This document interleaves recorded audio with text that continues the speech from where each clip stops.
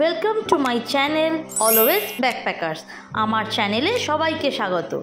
আমি অনু, আর আজ আমি আপনাদের জন্য নিয়ে এসেছি একটু অন্য স্বাদের একটা নতুন ভিডিও। আজকে 16ই অক্টোবর, ধনতেরাস। শুধু এটাই নয়, আজকে আমার জন্য আমাদের জন্য আর একটা স্পেশাল দিন। আজ আমার হাজব্যান্ডের জন্মদিন, আর তাই আমরা চারজনে মিলে চলে গেছি ওর জন্মদিন সেলিব্রেট করতে। কোথায়, সেটাই তো আজকের ভিডিও পর্ব। অবশ্যই দেখে বুঝেই গেছেন আজকে আমাদের গন্তব্য কোথায়। হ্যাঁ, আইটিসি রয়্যাল বেঙ্গলই আজকে আমাদের গন্তব্য। আজ আমরা আইটিসি রয়্যাল বেঙ্গল যাচ্ছি লাঞ্চের জন্য, সেই সঙ্গে ওর জন্মদিনটাকে একটু অন্যভাবে সেলিব্রেট করতে। তাহলে চলুন আমার সঙ্গে পুরো ভিডিওতে থাকুন আর দেখে নিন আইটিসি রয়্যাল বেঙ্গল কেমন দেখতে আর কি আছে ওখানে। এই আইটিসি রয়্যালেতে একদিন লাঞ্চ বা ডিনারে আসার ইচ্ছা অনেক দিন ধরেই মনে প্রাণে ছিল, কিন্তু আজকে যখন ওর জন্মদিনকে একটু স্পেশালভাবে সেলিব্রেট করার কথা ভাবলাম, তখন এই স্পেশাল জায়গায় স্পেশাল ডে সেলিব্রেটের থেকে ভালো কোনো প্ল্যানিং হতে পারে বলে আমার মনে হয় না। তাই জন্যেই আমরা আগের দিনই ডিরেক্টলি হোটেলেই কল করে আমাদের টেবিল রিজার্ভ করে ফেলেছিলাম। ডিরেক্টলি হোটেলে ফোন করে টেবিল রিজার্ভ করা ছাড়াও অনলাইনে সুইগি, ডাইন আউট বা ইজি ডিনার অ্যাপস থেকেও টেবিল রিজার্ভ করা যায়, এতে কোনো রকম কোনো অসুবিধা হবে না। যাই হোক, আমরা কিন্তু বেশ তাড়াতাড়ি আমার সেই বহুদিনের প্রতীক্ষিত জায়গা আইটিসি রয়্যাল বেঙ্গলে পৌঁছে গেছি। যদিও এদের লাঞ্চ বাফেট শুরু হয় 1টা থেকে, কিন্তু পুরো হোটেলটাকে ঘুরে দেখার আশায় আমরা 12টার মধ্যে পৌঁছে গেছি হোটেলের একদম সামনে। এরপর আমাদের গাড়ি চলে যাবে ভ্যালেট পার্কিংয়ে, আর আমরা সিকিউরিটি চেক ইন কমপ্লিট করে চলে যাব হোটেলের অন্দরমহলে। আমরা এখন চলে এসেছি হোটেলের মেন লবিতে। আগে রিসেপশন থেকে জেনে নেব গ্র্যান্ড মার্কেট প্যাভিলিয়নটা কোন দিকে। গ্র্যান্ড মার্কেট প্যাভিলিয়ন হলো সেই সেকশন যেখানে আজ আমরা লাঞ্চ করব। বাফেটের লাঞ্চ কিংবা ডিনার কিন্তু এই গ্র্যান্ড মার্কেট প্যাভিলিয়নেই হয়। এছাড়া আরও অনেক সেকশন রয়েছে, কোনোটা ভেজিটেরিয়ানদের জন্য, কোনোটা ক্যাফে, কোনোটা বেকারি সেকশন, এছাড়া বার। অ্যাকচুয়ালি কি আছে বলার থেকে কি নেই প্রশ্ন করলে উত্তর দেওয়াটা সোজা। পুরো হোটেলটা বাইরে থেকে দেখতে যতটা সুন্দর, ভিতর থেকে তার থেকেও বেশি সুন্দর। প্রতিটা কোণা খুব সুন্দর করে নিপুণ হাতে সাজানো। ফ্লাওয়ার ভাস থেকে শুরু করে ফটো ফ্রেম, শোপিস, প্রতিটা জিনিসের মধ্যেই একটা লাক্সারিয়াস লুকস রয়েছে। ক্রিমি হোয়াইটের সাথে অল্প বিস্তর ব্ল্যাকের কম্বিনেশনে তৈরি করা এই বিশাল গগনচুম্বী হোটেলটির পুরো ইন্টেরিয়ারের মধ্যে একটা অদ্ভুত রয়্যাল লুক আছে। সত্যি আইটিসি রয়্যাল নামটা একদম সার্থক। আর এই যে একদম আমার চোখের সামনে এসে গেছে সেই সর্বজন ব্যতীত সিঁড়ি, যেখানে দাঁড়িয়ে একটা ফটো না তুললে এখানে আসাটাই কিছুটা হলেও অসম্পূর্ণ থেকে যায়। উপর থেকে ঝুলছে নজর কাড়া সেই সুন্দর ঝাড়। আগে চলুন পুরো হোটেলটা ঘুরে এর চোখ জোড়ানো সৌন্দর্য ভালো মতো উপভোগ করে নিই। পরে না হয় হাতে সময় নিয়ে ফটো সেশন করা যাবে, কোনো তাড়া নেই। আজ আমি অনেক সময় নিয়ে এখানে ঘুরতে এসেছি।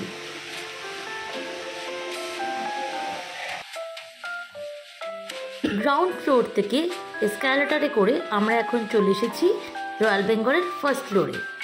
এখানেই রয়েছে গ্র্যান্ড মার্কেট প্যাভিলিয়ন। সামনে যেটা দেখতে পাচ্ছেন এটা একটা ভেজিটেরিয়ান রেস্টুরেন্ট, রয়্যাল ভেগা।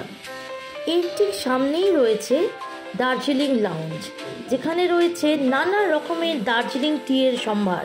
এই দার্জিলিং লাউঞ্জের পাশেই আছে গ্র্যান্ড মার্কেট প্যাভিলিয়ন, যেখান থেকে আসা রকমারি খাবারের গন্ধে পেটের মধ্যে খিদের অনুভূতি চালু হয়ে যাচ্ছে।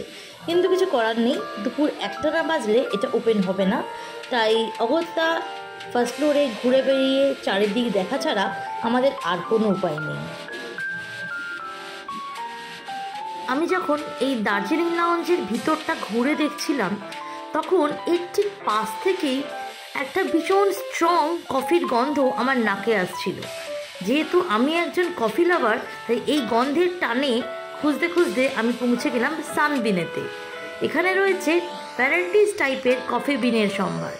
আপনি চাইলে আপনার মন পছন্দের কফি বিন নিয়ে বাড়ি যেতে পারেন। দার্জিলিং লাউঞ্জের ঠিক পাশেই রয়েছে একটা দারুণ অ্যাট্রাকটিভ মা দুর্গার আইডল। এক ঝলকে দেখলে মনে হতে পারে এটা মেটালিক, কিন্তু না, এটা থার্মোকলের তৈরি, দেখতে অসাধারণ। তবে পুজোর মরশুম শেষ হয়ে গেলে আপনারা এটা নাও দেখতে পেতে পারেন। দুপুর 1টার ঘন্টা বেজে গেছে, গ্র্যান্ড মার্কেট প্যাভিলিয়ন ওপেন হয়ে গেছে। এবার শুরু হবে আমাদের পেট পুজো। একদিকে আমার ছেলে আমায় ডাকছে ভিতরে কোথায় ট্যাক্সি দেখতে পেয়েছে সেটা দেখানোর জন্য, অপরদিকে আমার বর এখন রেস্টুরেন্টের রিসেপশনে কথা বলতে ব্যস্ত। কিন্তু আমার এগুলো কোনোটাই ভালো লাগছে না, আমার মন শুধু এখন খাই খাই করছে। কিন্তু সমস্যা হচ্ছে এত খাবার, কী যে খাই, ভীষণ কনফিউশন। কোনটা থেকে যে শুরু করব সেটাই বুঝে উঠতে পারছি না। আমার একদম চোখের সামনেই রয়েছে স্টিমড মোমো, এরপর আছে পিৎজা, পাস্তা, নানা ধরনের ভেজ নন ভেজ স্ন্যাক্স। এখানে আছে প্রচুর রকমের ব্রেড আর ক্রোসেন্ট আইটেম, সঙ্গে নানা ধরনের চিজ। এর পরের যে কাউন্টারটা আছে সেটা খালি চোখে দেখে নিন, কারণ মুখে বলা বারণ। এরপর রয়েছে ভেজ আর নন ভেজ স্যালাডের রকমারি আইটেম।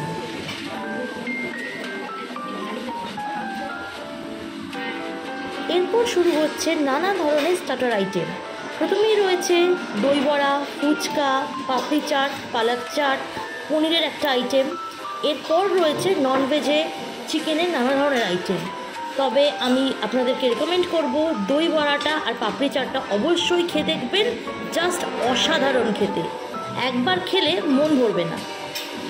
এখানেই রয়েছে নানা ধরনের ননভেজ স্ন্যাক্স আইটেম, চিকেন আছে, ফিশ আছে।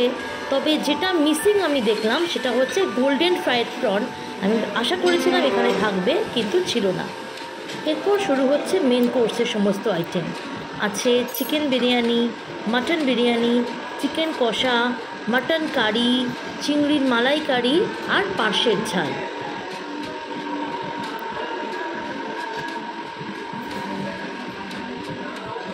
এখানে আছে নানা ধরনের পিকল আইটেম। এরপর শুরু হচ্ছে মণিপুরি খাদ্যের সম্ভার। প্রচুর ধরনের মণিপুরি আইটেম আছে। কিছু কিছু খাবার দেখতে বেশ ভালো লাগায় আমি সেগুলো টেস্টও করেছি, ভালো খেতে। একটু খেয়াল করে দেখুন, দেখতে পাবেন প্রতিটা খাবারই কিন্তু ইন্ডাকশনের উপর বসানো, যে কারণে প্রতিটা খাবারই রয়েছে একদম গরম। এখানে আছে সাবুর পাঁপড়, বেগুন ভাজা আর নর্মাল পাঁপড়, মানে একদম ঘরের খাবারের ফিলিংস। এখানে শুরু হচ্ছে মেন কোর্সের একদম ঘরোয়া মেনু। গোবিন্দভোগ চালের ভাত, জিরা রাইস, সোনামুগ ডাল, পটল পোস্ত, পনির আইটেম, নানা ধরনের রায়তা। এবার চলুন আপনাদেরকে ঘুরিয়ে আনি ডেজার্ট সেকশন থেকে। মিষ্টিপ্রিয় মানুষের কাছে এই পোর্শনটা ভীষণই গুরুত্বপূর্ণ এবং ভীষণ লোভনীয়। রসমালাই, রাজভোগ, পায়েস দিয়ে শুরু করে হালুয়া বা ব্রাউনি, নানা রকমের সন্দেশ বা গজা, চমচম, কোনো কিছুই বাদ পড়েনি। এমনকি নানা ফ্লেভারের, নানা ধরনের শেপে, নানা স্বাদের পেস্ট্রি, কোনো কিছুরই অভাব নেই সেখানে। শুধুমাত্র যেটার অভাব আছে বলে আমার মনে হচ্ছে সেটা হলো সময়ের।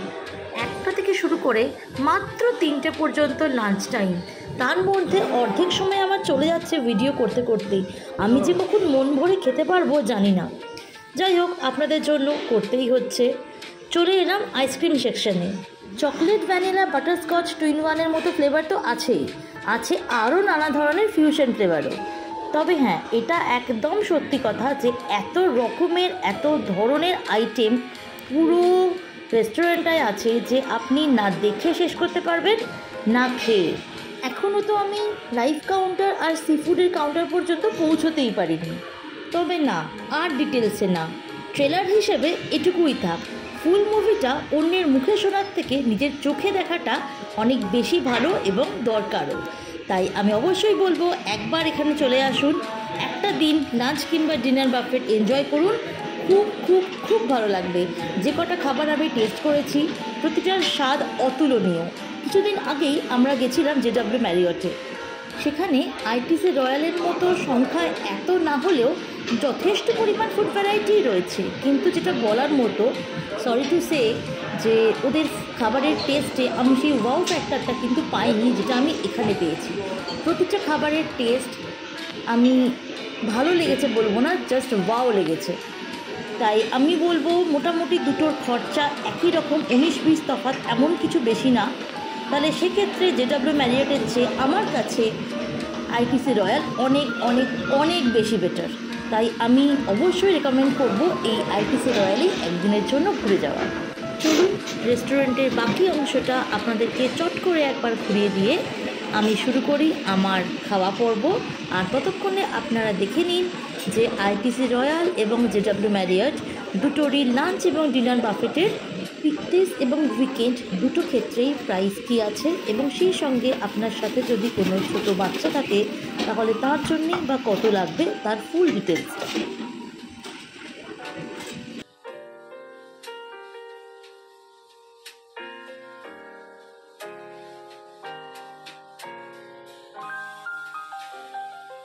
দই বড়া, পাপড়ি চাট, ফুচকা সব টেস্ট করে সব ধরনের কাবাব আইটেম এক পিস করে অন্তত হলেও খেয়ে শেষে অসম্ভব সুন্দর মাটন বিরিয়ানি খেয়ে এখন ক্লান্ত হয়ে পড়েছি।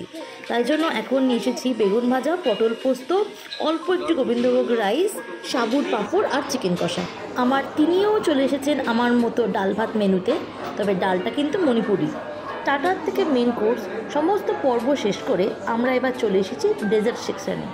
সবাই সবার পছন্দ মতো ডেজার্ট বেছে নিয়েছি এবং তার আস্বাদ মন ভরে গ্রহণ করছি।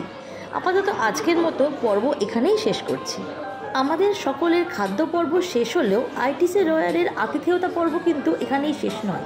আমার হাজব্যান্ডের জন্য চলে এলো একটা খুব সুন্দর বার্থডে কেক আইটিসি রয়্যালের তরফ থেকে। তবে একদমই মনে করবেন না এই আতিথেয়তা শুধুমাত্র আমাদের মতো ইউটিউবারদের জন্য। আপনি আপনার বিশেষ দিনটি ওদের সাথে সেলিব্রেট করলে আপনার জন্য উপহার হিসেবে থাকবে এমনই সুন্দর একটা কেক। অবশেষে ট্যাক্সির সাথে আমার ছেলের একটা ফটো তুলে দিয়ে আমরা গ্র্যান্ড মার্কেট প্যাভিলিয়ন থেকে বেরিয়ে এলাম হোটেলের মেন লবিতে। মনে আছে আমাদের সিঁড়িতে কিন্তু ফটো তোলা এখনও বাকি আছে, তুলে শেষ করতে হবে না? এবার তো চলে যাওয়ার সময় এসে গেছে।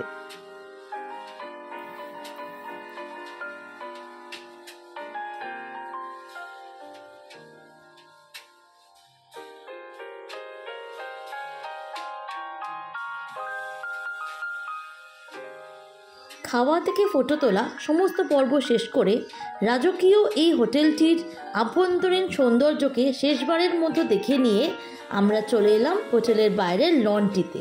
কারণ এই লন থেকে বাইরের মা ফ্লাইওভারের সিনারিওটা দেখতে কিন্তু বেশ সুন্দর লাগে। তবে এটাই কিন্তু একমাত্র কারণ নয় বাইরে আসার। আমরা এখানে আরও কিছুক্ষণ অপেক্ষা করব সন্ধ্যের আলোয় যখন আইটিসি রয়্যাল সেজে উঠবে তাকে একবার ভালো করে দেখার জন্য। ফটোতে অনেকের দেখেছি যে এই সন্ধ্যার আলোতে আইটিসি রয়্যালকে দেখতে কিন্তু অপূর্ব লাগে।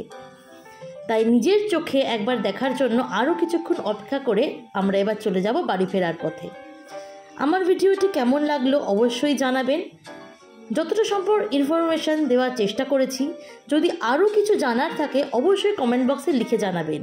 ভিডিওটা ভালো লাগলে লাইক করবেন, আপনার পরিবারের সাথে বা বন্ধুদের সাথে শেয়ার করে নেবেন এবং চটপট বানিয়ে ফেলবেন আপনার বিশেষ দিনটিকে এখানে এসে সেলিব্রেট করার একটা সুন্দর প্ল্যান। আজ তবে আসি, আবার খুব শিগগির দেখা হবে নতুন কোনো ভিডিওতে। ততক্ষণের জন্য ভালো থাকবেন এবং অবশ্যই সুস্থ থাকবেন।